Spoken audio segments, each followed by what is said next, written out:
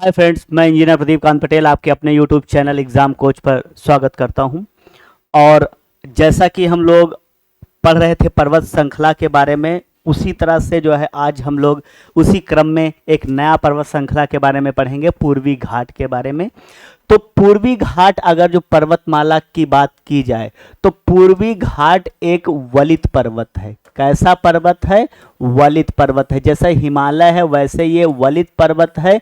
और इसका जो निर्माण है वो कैम्ब्रियन युग में हुआ था। किस में हुआ था? कैम्ब्रियन युग में हुआ था। कैम्ब्रियन युग में हुआ था। क्लियर?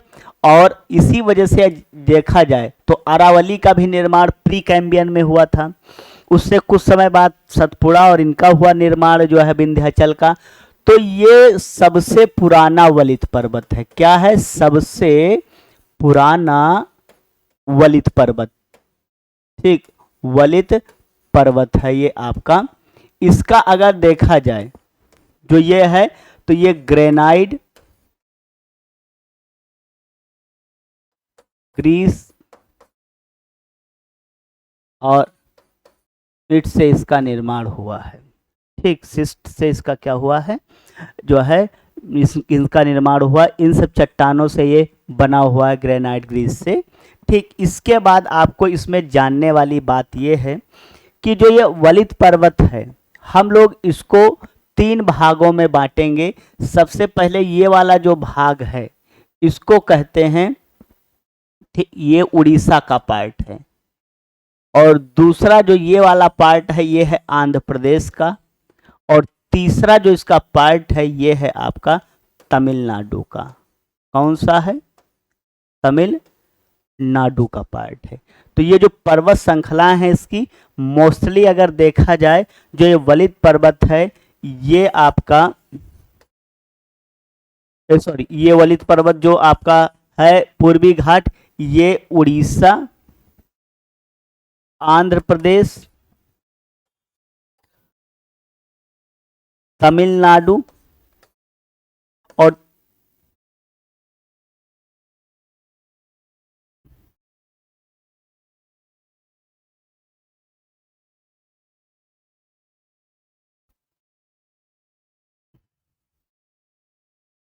तमिलनाडु, तेलंगाना, इसमें ये फैला है। अब अगर हम लोग बात करें, अगर जो इसकी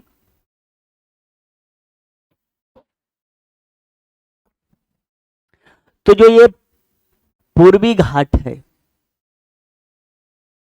ये पड़ता है उड़ीसा में गढ़जात चोटी। यहां से ये शुरू होगा और जाएगा कहां तक? तमिलनाडु। और तमिलनाडु में पड़ेगा सेवेराय।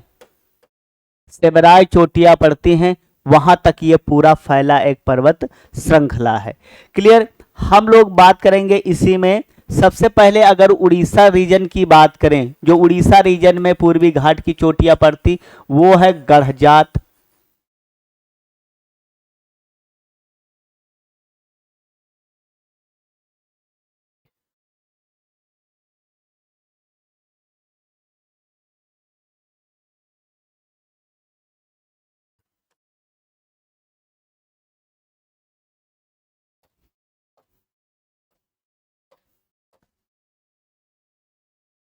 तो उड़ीसा रीजन में अगर हम लोग बात करें तो पहली थी गढ़जात, फिर है आपका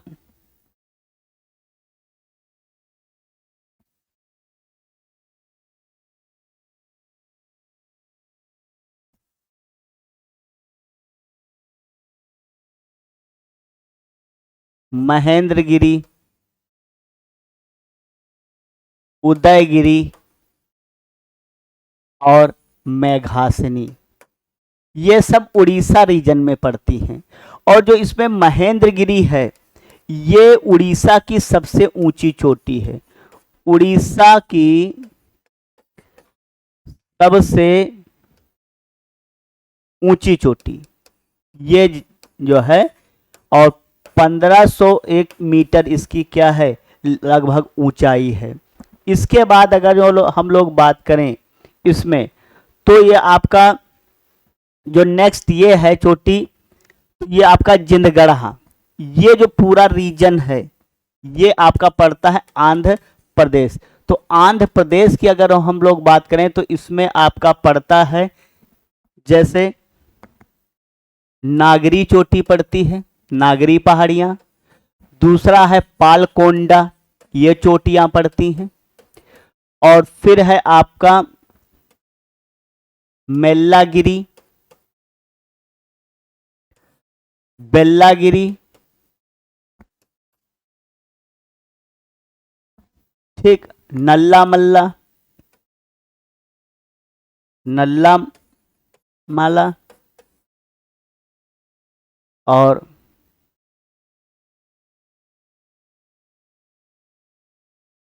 एरामाला और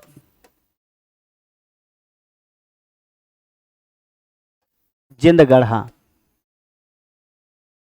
हम लोग बात करें जिंदगढ़ा की, तो ये अरोय कोंडा का पार्ट है। किसका पार्ट है? ओरोय कोंडा का भाग है, ओरोय कोंडा का भाग है। इसी वजह से कहीं जिंदगढ़ा ना मिले आपको तो ओरोय कोंडा होगा। और इसकी ऊंचाई 1608 मीटर है। और जो यह है, यह सबसे ऊंची चोटी, पूर्वी घाट की सबसे ऊंची चोटी। आपसे पूछा जाए पूर्वी घाट की सबसे ऊंची चोटी कौन सी है, तो आपका आंसर क्या हो जाएगा? जो है जिंदगढ़ा। क्लियर? इसके बाद अगर हम लोग बात करें तो आपका आता है, ठीक, जावड़ी, पेंचमलाई और सेबेराय। जावड़ी, पेंचमलाई,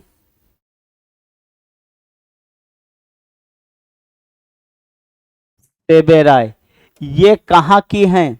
ये तमिलनाडु की हैं। ठीक, और जो ये आपका पेंचमलाई, इसी से जुड़ा हुआ है नीलगिरी की पहाड़ियां। क्लियर? अगर हम लोग इसमें बात करें, ठीक, तो देखेंगे जो नीलगिरी की ये पहाड़, ये जो पूर्वी घाट की पहाड़ियां हैं, ये कॉन्टिन्यूसली नहीं है, बल्कि क्या है, इधर आपका बताया गया था पश्चिमी घाट। इस पश्चिमी घाट से आपका गोदावरी, कृष्णा, कावेरी, ठीक, बेगई और इधर महानदी, ये सब नदियां यहाँ से निकलती हैं। इस वजह से इन नदियों ने क्या किया है, बीच बीच में जो है काट छांट कर दी है, अपना रास्ता बना लिया निकलने के लिए। और इसी वजह से जो पूर्वी घाट है, इसका जो पूर्वी वाला पार्ट है, ये सब क्या है, जलोढ़ मिट्टी से निर्मित है, जहां बड़े पैमाने पर क्या है, खेती की जाती है। क्लियर है बात इतना? अगर हम लोग बात करें इसी में, ठीक, तो ये अगर देखा जाए तो काफी ये भी अन्न उत्पादन के लिए जाना जाता है, क्योंकि जैसे जलोढ़ मिट्टी की बात की जाती है उसको अन्न का पालना कहते हैं, उसमें बहुत अच्छी जो है फसल होती, इसी तरह से इस रीजन में बहुत अच्छी फसल होती है। क्लियर? इसके बाद हम लोग बात करेंगे, इसमें देखेंगे जो पेंचमलाई है, इसी से अटैच है जो है आपका नीलगिरी की पहाड़ियां। तो हम लोग देखेंगे इसमें नीलगिरी की पहाड़ियां साथ में। तो जो नीलगिरी की पहाड़ियां हैं ये अटैच है, और इधर से आपका पूर्वी घाट पर, पश्चिमी घाट पड़ता और ये पूर्वी घाट, तो इन दोनों को आपस में जोड़ती। एक क्वेश्चन बनता है कि बताइए कि जो पूर्वी घाट है वह पश्चिमी घाट, पश्चिमी घाट दोनों को, घाट दोनों को आपस में जोड़ती हैं, आपस में जोड़ती हैं। ये पॉइंट आपको जानना बहुत जरूरी है, कई बार पेपर में पूछा गया। इसके बाद अगर जो हम लोग देखें तो जो ये नीलगिरी की पहाड़ियां हैं, जब इधर से अरब सागर से मानसूनी हवाएं जाती हैं बंगाल की खाड़ी से, और इधर अरब सागर से जाती हैं जो है मानसूनी हवाएं, ये दोनों जब टकराती हैं और इसके बाद टकराने के बाद ये क्या करती हैं, वापस होती हैं इस तरह से, तो इसको कहते हैं लौटता मानसून। ठीक, और ये शुरू होता है प्रोसेस लौटने का मानसून का नवंबर में। जैसे जून जुलाई में क्या होता है, मानसून भारत में आता है और इसके बाद जो है नवंबर में ये लौटना शुरू हो जाता है। तो इसको क्या कहते हैं? लौटते मानसून। इसको क्या कहते हैं? लौटता मानसून, या इसी को कहेंगे नवंबर, नवंबर माह वाली वर्षा, या इसी को कहा जाता है शरदकालीन वर्षा। क्या कहेंगे? शरदकालीन वर्षा। ठीक, ऑटम सीजन। तो ये अगर देखा जाए तो पूछा जाता लौटते मानसून या नवंबर माह या शरदकालीन वर्षा कहाँ होती है, तो नीलगिरी की पहाड़ियों पर। ये आपको जानना बहुत जरूरी। तो लौटते मानसून की जो है वर्षा। भारत में अगर जो हम लोग बात करें तो बहुत सारे पर्वत श्रृंखलाएं हैं, जैसे पूर्वी घाट, नीलगिरी, पश्चिमी घाट, अरावली, सतपुड़ा, विंध्याचल, हिमालय। तो उसमें देखा जाए तो आपका एक और आता है, पेड़ की चर्चा होती है, चंदन। हिमालय रीजन में जैसा बात किया गया जड़ी बूटियों का भंडार है, उसमें चंदन के वृक्ष होते हैं। लेकिन जो चंदन के वृक्ष हिमालय रीजन में होते वो सब आता है नेपाल सेक्टर में। तो इसके बाद वो तो बात हो गई नेपाल की, लेकिन जब भारत की बात की जाए तो यहां पर आता है आपका एक ही नाम, नीलगिरी की पहाड़ियां। आपको देगा ऑप्शन में कि बताइए चंदन के पेड़ भारत में जो है किस पर्वत श्रृंखला में पाए जाते? पहला ऑप्शन हिमालय होगा, और आपको पता हिमालय में चंदन होता तुरंत। लेकिन हमारे यहाँ जो भारत में है हिमालय का पार्ट, वहाँ चंदन नहीं होता। इसी वजह से एक ही आंसर होगा, नीलगिरी की पहाड़ियाँ। तो अगर देखा जाए नीलगिरी की जो पहाड़ियाँ हैं ये किसके लिए जानी जाती हैं? चंदन के वृक्ष के लिए। चंदन के पेड़ कहाँ पाए जाते हैं भारत में? नीलगिरी की पहाड़ियों में। आपने पुष्पा मूवी भी देखा होगा, उसमें देखिए लाल चंदन की तस्करी के बारे में ही है, और वो सब कहाँ पाया जाता है? इन्हीं नीलगिरी की पहाड़ी क्षेत्रों में। क्लियर है? फिर इसी में अगर हम लोग बात करें, ठीक, नीलगिरी पर, तो नीलगिरी में पाई जाती है टोंड जनजाति। ठीक, नीलगिरी में पाई जाती है एक जनजाति, उसको कहते हैं टोंड जनजाति। टोंड जनजाति में एक क्वेश्चन ये बनता है कि बताइए कहाँ पाई जाती? तो नीलगिरी की। और ये जो नीलगिरी की ये सब है आपका तमिलनाडु क्षेत्र में। कहाँ पर है? ये तमिलनाडु। अगर जो नीलगिरी ऑप्शन में नहीं होगा तो तमिलनाडु जरूर होगा ऑप्शन में। तो जो है टोंड जनजाति कहाँ पाई जाती है? नीलगिरी की पहाड़ियों में। और ये बहुपति प्रथा को मानती हैं। ये बहुपति प्रथा को मानते हैं, मतलब जस्ट लाइक ए द्रौपदी वाला कॉन्सेप्ट। क्लियर? जैसे द्रौपदी ने 5 पांडवों से शादी की, ऐसे यहाँ पर महिलाएं क्या है 5-5 पुरुषों के साथ शादी करती हैं, वही बहुपति प्रथा है। इसके बाद हम लोग बात करेंगे जो नीलगिरी की पहाड़ियों में। तो जो नीलगिरी की पहाड़ी है इसमें एक चोटी पड़ती है दोदा बेटा। दोदा बेटा चोटी, ये तमिलनाडु क्षेत्र में है, तमिलनाडु में। और दोदा बेटा अगर हम लोग बात करें तो 2637 इसकी ऊंचाई है। तो यह नीलगिरी की सबसे ऊंची चोटी है। यह नीलगिरी की सबसे ऊंची चोटी है। क्लियर है बात?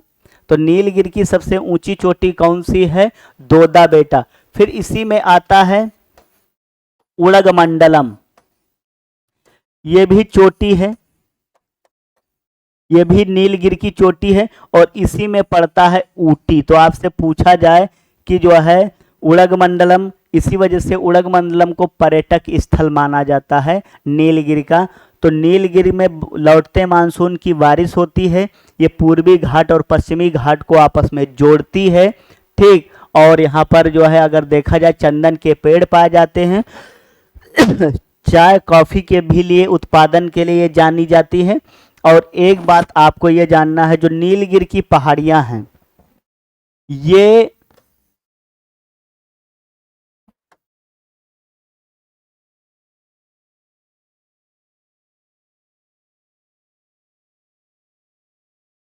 ये चार्नोकाइट चट्टान से बनी है। किससे बनी है? चार्नोकाइट। चार्नो का मतलब अगर देखा जाए तो इसका मतलब होता है नीला। इन चार्नोकाइट चट्टानों का जो है रंग नीला होता है, इसी वजह से इसको नीलगिरी कहते हैं। क्लियर है बात? तो नीलगिरी जो है चोटी किस कलर के होती हैं? ज़्यादातर यहाँ पर नीले पत्थर पाए जाते हैं। अगर हम लोग बात करें इसी नील में, इसको इसी वजह से पहाड़ियों की रानी कहते हैं। क्या कहते हैं? पहाड़ियों की रानी कहा जाता है। नीलगिरी को पहाड़ियों की रानी कहते हैं। तो ये जो नीलगिरी की पहाड़ियाँ हैं, ये क्या है? पूर्वी और पश्चिमी घाट को जोड़ती हैं। क्लियर? तो ये सारे फैक्ट हम थे। पूर्वी घाट की सबसे ऊंची चोटी जिंदगढ़ा है या इसको ओरोए कोंडा कहते हैं। नीलगिरी की सबसे ऊंची चोटी दोदा बेटा है और पश्चिमी घाट की सबसे ऊंची चोटी अनाई मुंडी है। तो हम लोगों ने ये सारे फैक्ट यहाँ पर जाने। आई होप आपको ये वीडियो पसंद आया होगा और जो है आपको इसके बाद एक हम फिर नए टॉपिक के साथ आपके साथ रूबरू होंगे। तब तक के लिए धन्यवाद। आप खुश रहिए, मस्त रहिए और जो है इसी तरह से हमारे चैनल को देखते रहिए और लाइक करें, सब्सक्राइब भी कर दीजिएगा। धन्यवाद।